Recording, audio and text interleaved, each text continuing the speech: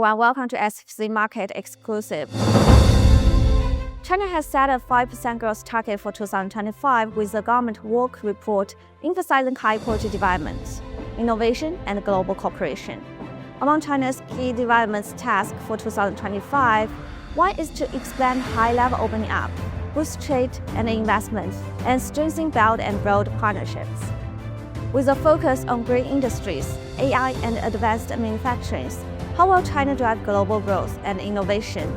We are joined by Erik Solheim, former Under-Secretary General of the United Nations, who will share his insight on China's development path, global role, and the opportunities ahead. Erik, thank you for being here. To begin, what takeaways do you have from the two sessions 2025? To me, there are two kind of keywords coming out of the two sessions. One is stability.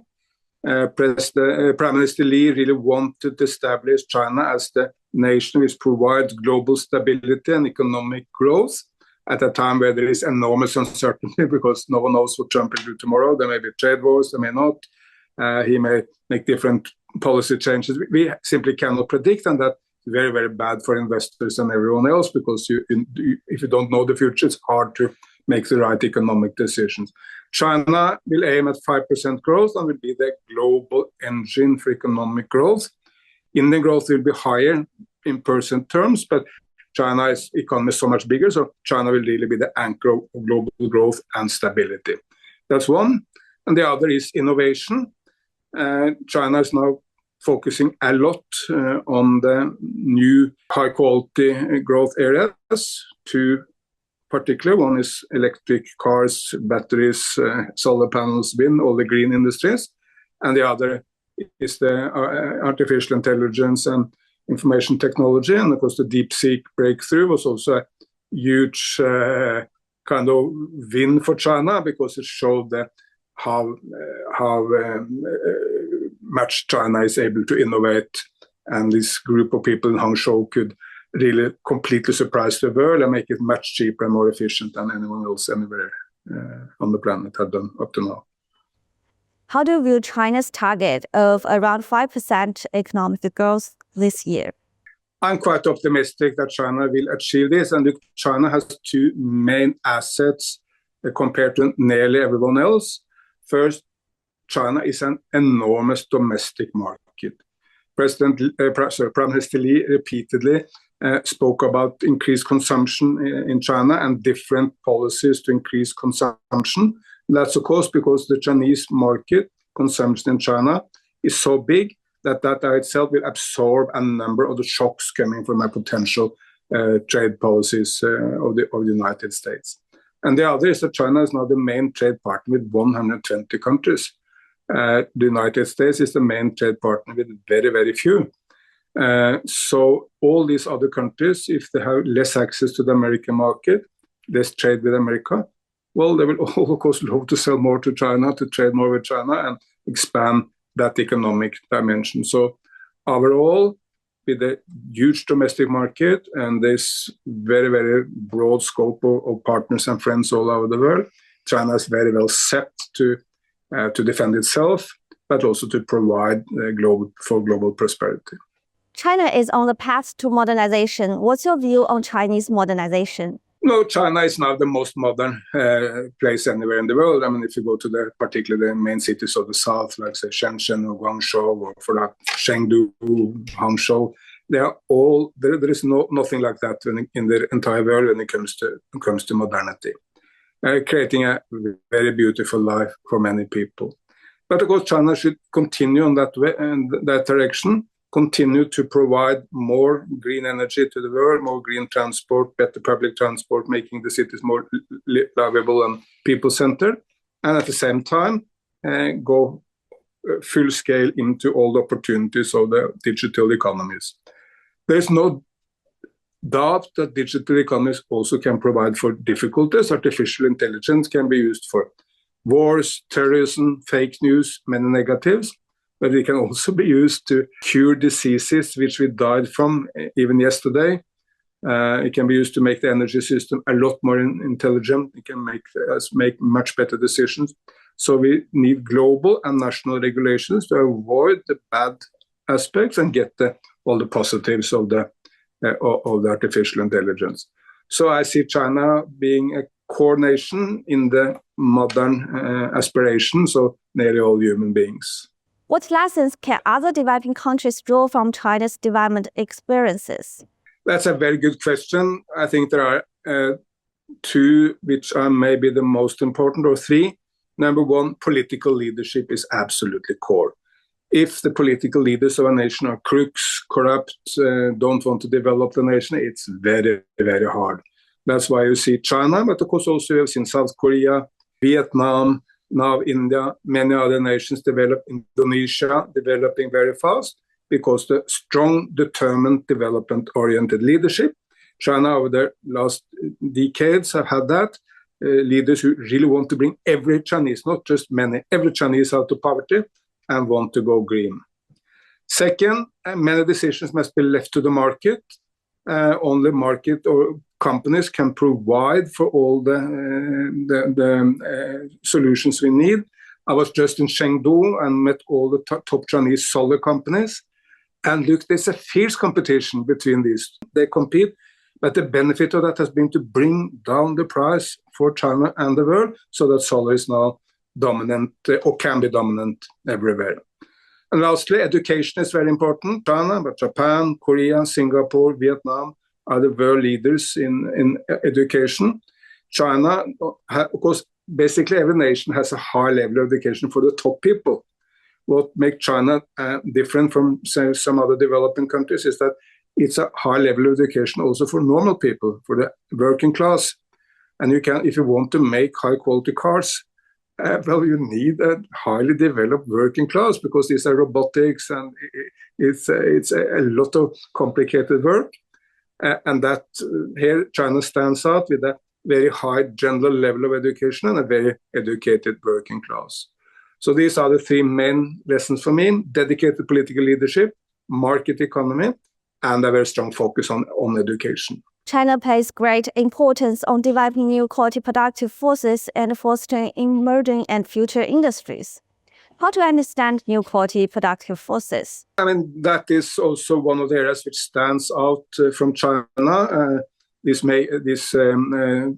plan for China in 2025, which has been largely implemented, really set out many of these areas.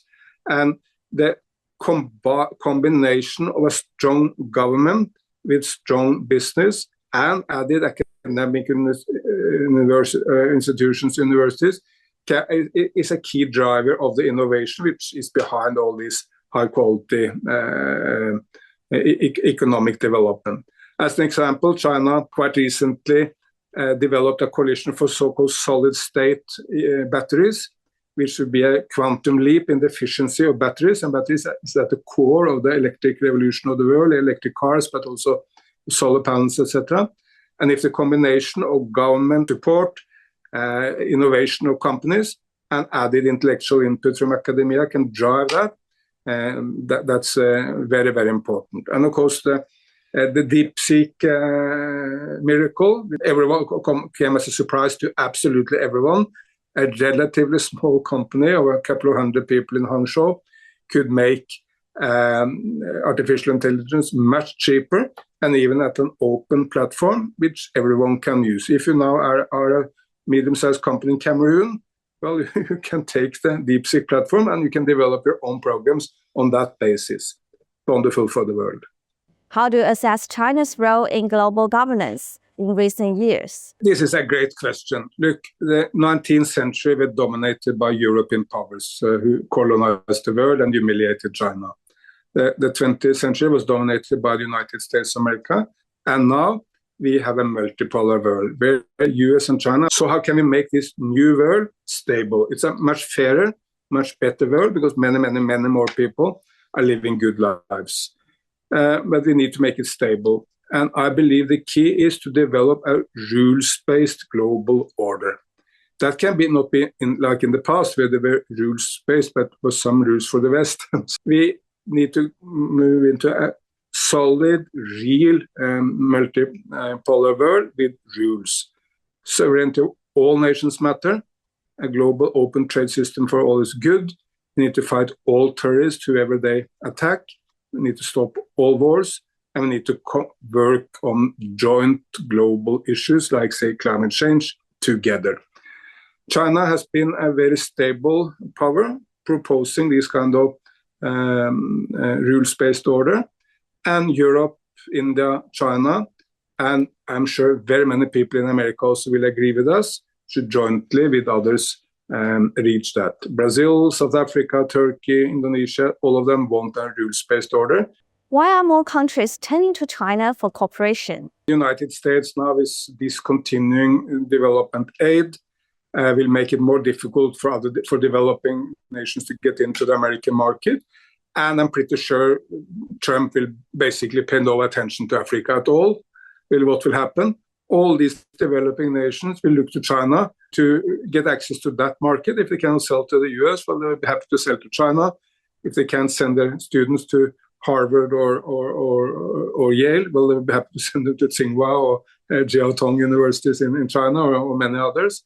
And they will want trade and connections and people-to-people's contact and tourism. They will want all that with China, which they had also to some extent had with the United States in the past. So this is a huge opportunity for China to help the world, but of course it will also expand Chinese powers in the sense, because if you have many friends, you are more powerful. Guangdong is a pacesetter of the country's reform and opening up.